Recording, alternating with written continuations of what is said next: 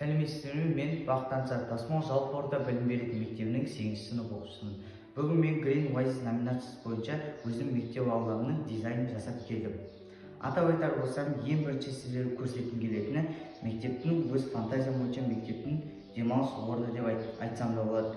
Бұл жерде ағаштар, жеміс ағаштары орналасқан және әдемі көріну үшін тегіс бақалшықтарын да орналастырдым.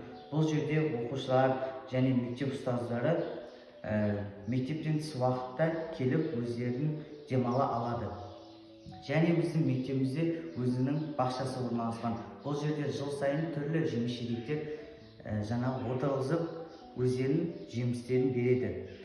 Көріп тұрғаныңыздай түрлі гүлзарлар, түрлі ағаштар орналасқан. Бұл ағаштарда қарағай, үйеңкі деген ағаштар қаптап өседі. Және мектептің дәл ортасында ойын алаңы да бар. Ең соңғы айтатыным, бұл мектептің өзінің макеті. Бұл мектептің үстінде өзімнің фантазиям бойынша күн батареяларынан қуат алу. Яғни мектеп бұл қуаттандырыш арқылы өз-өзін қамтамасыз ете алады.